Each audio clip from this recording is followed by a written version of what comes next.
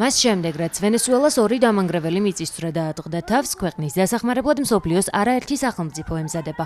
ოთხშაბათს ადგილობრივი დროით საღამოს დაახლოებით 6 საათზე ზედიზედ ორმა მიწისძვრამ, რომელთა სიმძლავრეც 7,2 და 7,5 მაგნიტუდა იყო, ფართომასშტაბიანი ნგრევა გამოიწვია.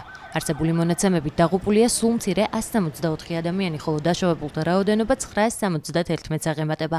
თუმცა ამერიკის შეერთებული შტატების გეოლოგიური სამსახურის შეფასებით, რეალური მსხვერპლის რაოდენობა შესაძლოა 10,000-დან 100,000-მდე ადამიანი იყოს. მიწისძვრებმა მთელი რეგიონი შეძრა და იგი ისეთ შორეულ ადგილებშიც კი იგრძნობოდა, როგორიც ვენესუელის დედაქალაქ კარაკასიდან 1700 კილომეტრით დაშორებული ბრაზილიის ამაზონის რეგიონია.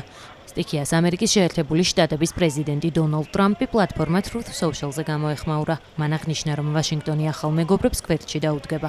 ამასთან მისმა სახელმწიფო მდივანმა მარკო რუბიომაც განაცხადა, რომ შტატები ვენესუელაში მაშველებს სამედიცინო მარაგსა და ჰუმანიტარულ დახმარებას აგზავნის.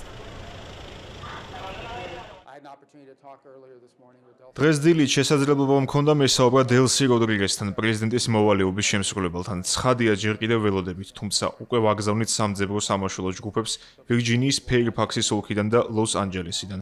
მოგვიანებით მათ სხვა ჯგუფებით შევაგდებიან. ამ მომენტში მათი ყველაზე გადაუდებელი საჭიროება სწორედ სამძებრო სამაშველო სამუშაოებია.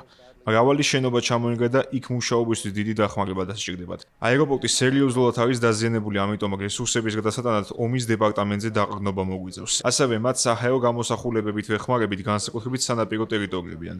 აქედან მათ ჯერ კიდევ არ აქვთ სრული ინფორმაცია დაზიანებებისა და სტიქიის მასშტაბების შესახებ. ეს არის ყველაზე მწვავე და მოკლევადიანი საჭიროებები მომდევნო 48-62 საათის განმავლობაში, რადგან სამძებრო სამაშველო ოპერაციების დროს მიზანი ადამიანებთან რაც შეიძლება სწრაფად მისვლა, ვიდრე მათი გადარჩენა ჯერ კიდევ შესაძლებელია. ისინი ნანგრევების ქვეშ არიან მოყოლილი. სამძებრო სამაშველო სამუშაოებში მონაწილეობისთვის ვენესუელაში სპეციალისტებს აგზავნის საფრანგეთიც. პრეზიდენტმა ემანუელ მაკრონმა განაცხადა, რომ პარიზი სამხრეთ ამერიკულ ქვეყანაში 85 სპეციალისტს გაუშვებს. ამავდროულად ესპანეთის თავდაცვის სამინისტრო ცირცმუნება, რომ სამაშველო ოპერაციებში მონაწილეობისთვის მზადაა 54 სამხედრო მოსამსახურე საგანგებო რეაგირების დანაყოფიდან. იტალიის საგარეო საქმეთა სამინისტროს განცხადებით, ვენესუელაში გამგზავრებისთვის მზად არიან სამხედრო საჰაერო ძალები. საგარეო საქმეთა სამინისტროს კრიზისების მართვის განყოფილების თავდაცვის სამინისტროს სახანძრო სამსახურისა და სამოქალაქო დაცვის დეპარტამენტის თანამშრომლები. გერმანია კი დახმარებისთვის 6-მდე სამხედრო სატრანსპორტო თვითმფრინავს ამზადებს. ქვეყნის თავდაცვის მინისტრის ბორის პისტორიუსის თანახმად, ამ თვითმფრინავების გამოყენება ვენესუელაში მაშველების შესაყვანად და აღჭურვილობის გადატანისთვის, ასევე ქვეყანაში შიდა ფრენებისთვის შეიძლება. ელ-სალვადორის პრეზიდენტმა ნაიბ ბუკელემაც განაცხადა, რომ კარაკასში წასასვლელად მზადაა 300 მაშველი და პარამედიკოსი, ასევე 50 ტონა აღჭურვილობა, მედიკამენტები და სხვა აუცილებელი ნივთები.